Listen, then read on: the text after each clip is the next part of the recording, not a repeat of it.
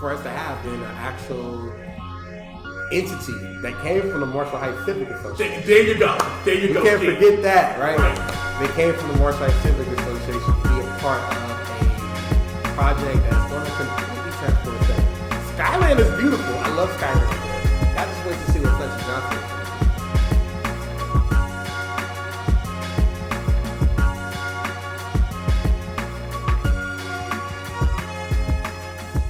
Hello everybody, welcome to Voice of War 7. I'm Dan Myers. And I'm Irvin Boyce. And we are here with Keith Towery. How you doing today? I'm good. Hey, Keith Hasan Towery. Keith Hasan Towery. Yes. Yes. My husband will be mad if we don't put that Hasan Exactly, right? in front of the Towery. But definitely. Yeah, so first question, we ask everybody, just tell us a little bit about yourself. What do you do? Who is Keith Hasan Towery? Okay, cool. I like to say these days I'm a foundational Washingtonian. I'm originally from South Central Los Angeles, California. Mm-hmm. Born and raised. Went to the military as soon as I graduated high school. Served a tour in Iraq. Got a little injured, so they medically retired me. Didn't know what I wanted to do. Came back to the community and started working with juveniles because it was the little brothers and little sisters of the people that I grew up with. Got tired of seeing kids in a cycle, in a system, and thought I wanted to, learn how to change that and be a savior, right? So somebody told me about learning about public policy, which is the way to kind of impact the way that kids come in and out of the system. And I saw that American University had a phenomenal program. And I was fortunate, I applied and I got in. Almost missed the letter when it came to the house, but nevertheless, I got in. Moved to DC, and when I tell you I fell in love with DC, oh my God. Fell in love with DC. Got my graduate degree. I couldn't move back because I had fallen in love with DC. Decided to use my GI Bill, got a house, moved to the beautiful community of Marshall Heights, and just started to do the things I like to do. But I guess in a nutshell, I'm a blurred, I'm a black nerd. I love comics, superheroes, all those different kind of things, video games. I love nature. People don't know this, but I love hiking. I really do like hiking. And I just like having a good time. I like sitting with friends, having a drink, and talking mess with one another. So that's me. So nice. And I guess you can talk a little bit about what made you love DC. I mean, you say you're from California. What made you really just love DC? All right, I can give you the real answer, or this is do I need to be this is the real answer? Yeah. For those of you who looking at the camera, I hope y'all saw Erwin's face. But honestly, what really made me fall in love with DC is the black culture, right?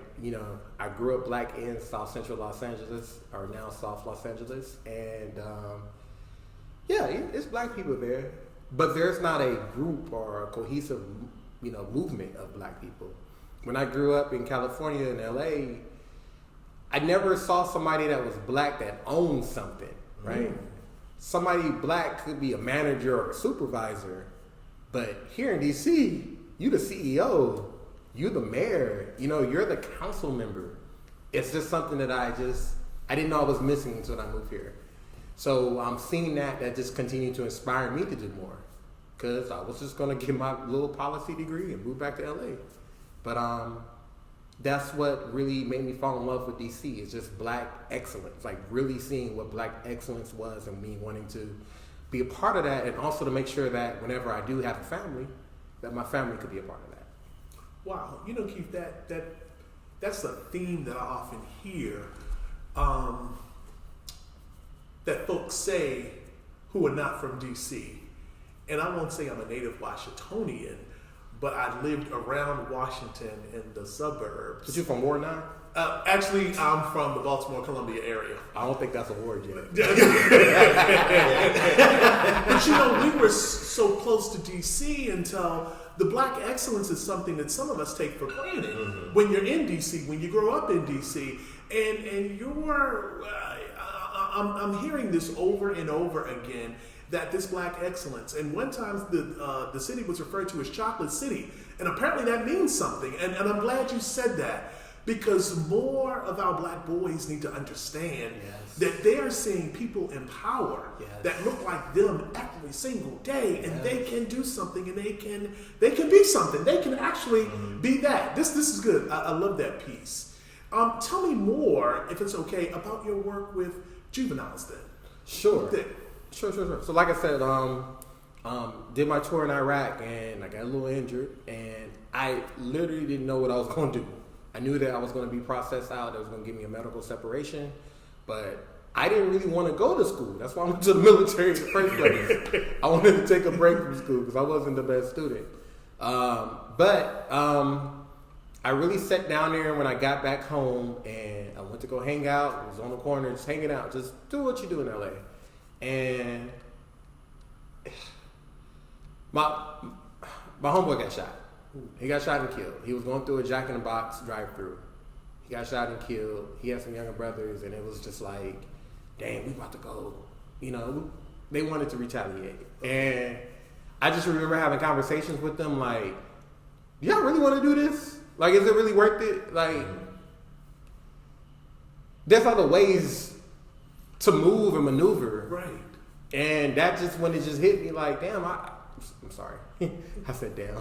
I said it again. Be candid. But it was just like, all right, well, let's actually sit down and figure out like what could actually be done. Like maybe it's something more than just that, you know, or maybe we can just chill out and just figure out a different way to approach the situation. And that's when I realized like a lot of us didn't have that angel on your shoulder talking, right? It was always just like, we got to just get this. So it was like,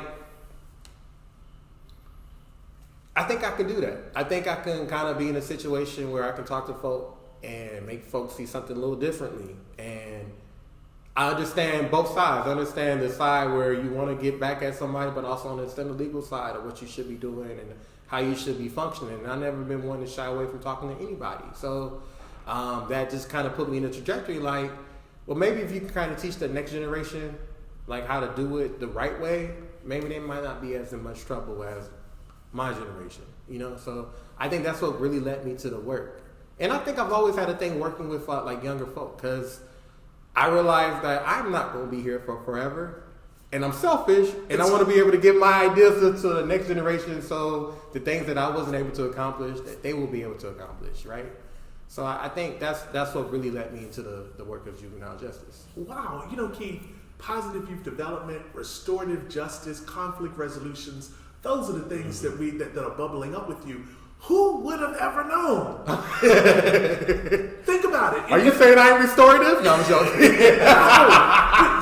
But you know, Keith, you know, from my lens, I see Keith as a community activist. And maybe this is what you'll talk about. I see Keith as a builder, as a rejuvenator of Marshall Heights. I see Keith as a developer or as assisting development in the Fletcher Johnson project. And I'm going to shift real quick.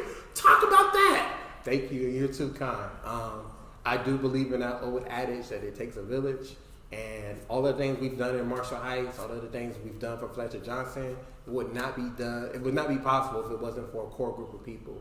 Some of the people that's been on your great podcast that you guys have, right? So shout out to all of them, you know, and shout out to the people that came before us too that really made sure that Fletcher Johnson could be in a place now where we can actually see some economic viability in our neighborhood in Marshall Heights. But yeah, you know, I think it just really stems from the part of just seeing that things need to be done. I remember working on as a volunteer with Ashley Emerson on Councilmember Gray's campaign, right? Before he became councilmember, after he was mayor. And one thing, I still call him Mayor Gray. One thing Mayor Gray said was that I really want to make sure I'm involved with the communities. And he's done that. But he said, I need outlets. Civic associations are important.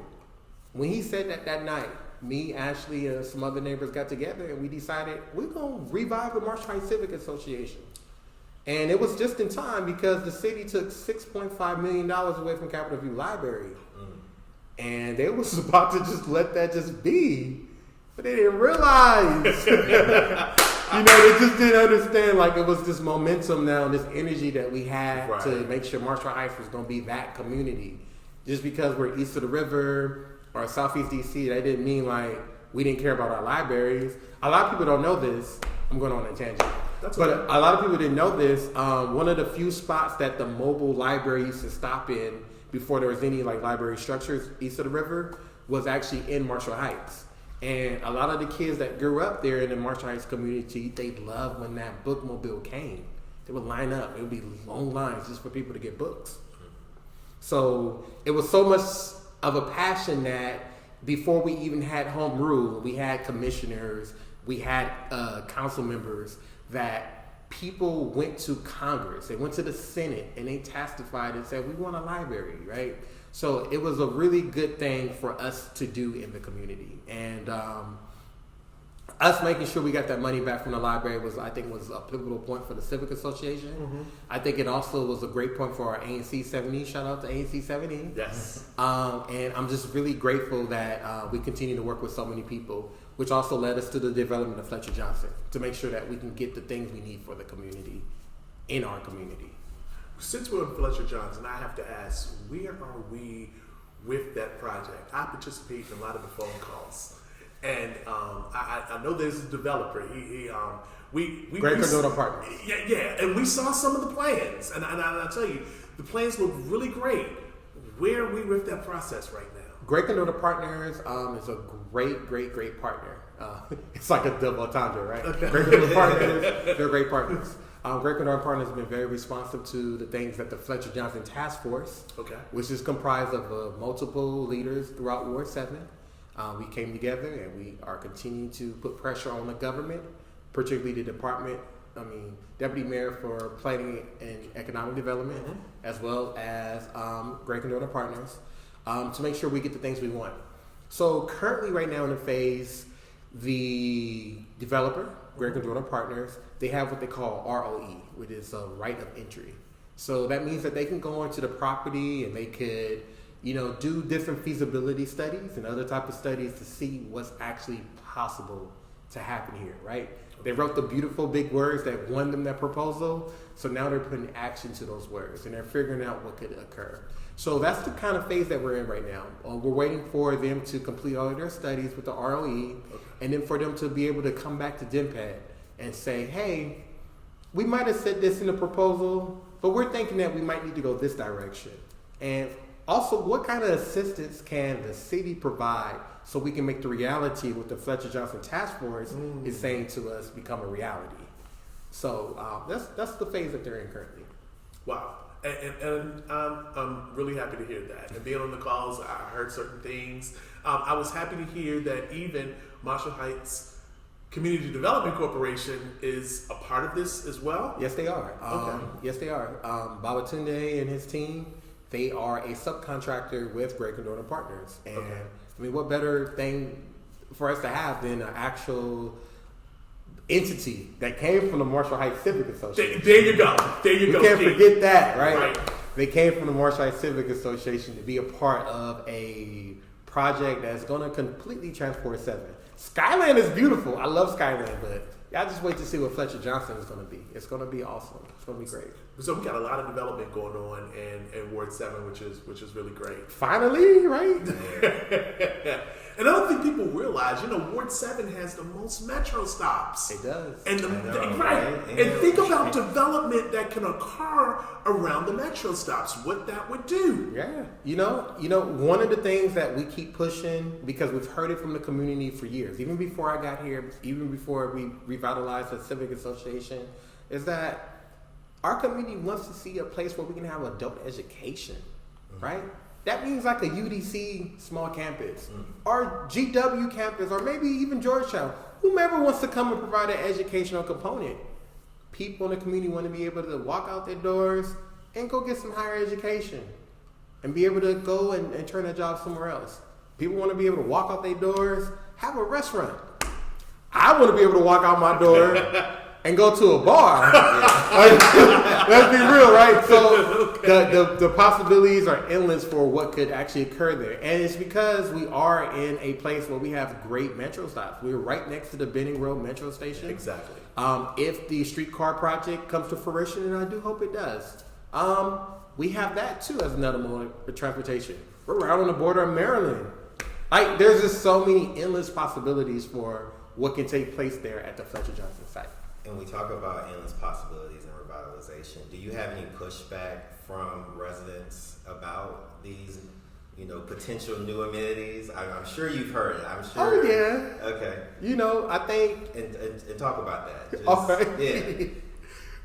We'll talk about that. I think what we're talking about when we're talking about pushback, I think some residents are fearful that when we start getting these new things, that we're not building it for them. Gotcha. That we're building it for a new breed of people, our new class of people. Like, I think we try to use that code word gentrifier, right? Right.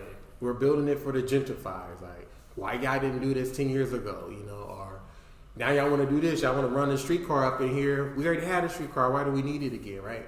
So the pushback I think that we hear from a lot of people is like, let's be intentional about what we do.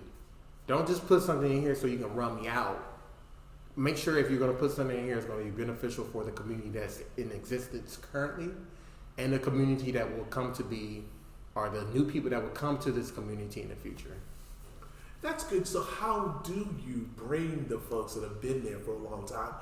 Marshall Heights is a very historic area. I think people remember, and some of the folks still have old chicken coops in the back of their houses. Yeah. Marshall Heights, it was a shanty town. Yeah, it was. And I hope people understand, Marshall Heights has been a consistently African-American community east of the Anacostia River since its existence. Yes, it has. And Marshall Heights is one of those communities where people literally built things themselves. Yes, they did. You're right. They built sidewalks themselves. They built some house themselves, like parks, churches. Yes. It has been one of those, not to use the term pull yourself up by the bootstraps, but it's been that type of community. Mm-hmm. We are the only community in America that has had not only a first lady come and visit and walk through our community, we had the Queen of England come through our community. And that's why we have a whole street called Queen Stroll. I mean, I'll be strolling down that street. But we have the whole community, the whole street called Queen Stroll. It's just that type of community. To bring them together, it's about everybody hearing and listening to each other. Okay. It's about us sitting down and saying, these are the things that we would like to see. Mm-hmm.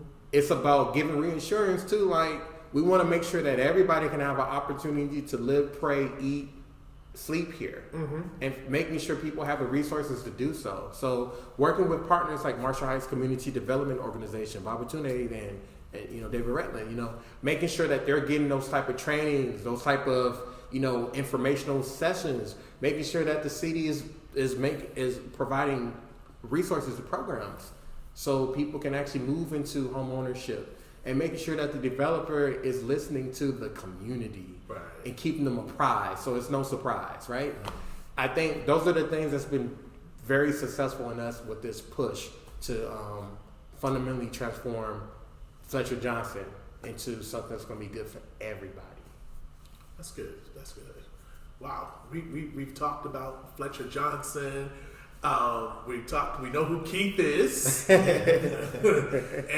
that youth development piece is in there. Keith, I'm gonna ask you a question.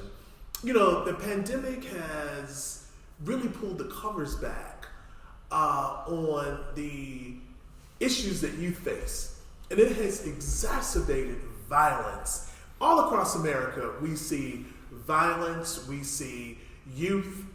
We see an increase in violence all across America. I'm going to ask you to put your professional hat back on. What is going on? What do you think is going on with our youth? Nationally, and then in the district, and then in Ward 7. Okay, so let's tackle that a little bit. Okay. I'm going to say something that's probably going to make some juvenile justice professionals squirm a little bit. But I'm going to say, it might be a slight uptick in some of the crimes that juveniles commit. But is it really? I think that we've been in this situation where we've all been closed in our house and we've got to wear masks everywhere we go. We've just been in a whole new world that when something is outside of that and it kind of sparks and it's sexy because the media is covering it, we pay way too much attention. I don't think that there's been that much of a spike in crime as it relates to juveniles in a national level. I just think that we're just paying a little bit more attention to it. And I do also think that culturally, we've also kind of changed our definitions on what we kind of believe are important, the things that kids are not doing, right? I just think we start to care a little bit more about the babies a little bit more now in this day and age than we've done in the past, right? Because even when you think about in the 90s when people use that term super predator and stuff like that, was it really a spike in crime? You know, you have people that say, yeah, it was a slight spike. Okay, you have people that say, no, it really wasn't a spike. It was just unnecessary. It was just a political tool that people used to kind of create these rules that subjugated a class of people and put people into situations where it's hard for them to get out, even now to this day, you know? So I caution against saying that it's been a spike in crime nationally. I think locally in the District of Columbia, there has been like a big issue with a lot of guns, right? In DC, we get guns from Georgia. Right. We get guns from North Carolina, South Carolina, New York, New Jersey, or Maryland, right? We get all these guns, and we have all these guns available for the youth to get. And I do think that it's fair to say there's been a spike in those issues, right? And I don't know what we can do other than maybe try to work better with some federal government, since it's interstate, you know, at this point, to try to really crack down on that, crack down on some of the Virginia willy-nilly gun laws, right? And make it more apparent that we don't want our kids to use guns here. And in Ward 7, I think that we've been seeing a spike in just juveniles doing a lot of crimes in general. But I think the kids are just bored. Like, this is not an excuse to say that the kids aren't doing bad things, because they are, right? And we do need to make sure that they're engaged, but we need more things that are going to engage the kids.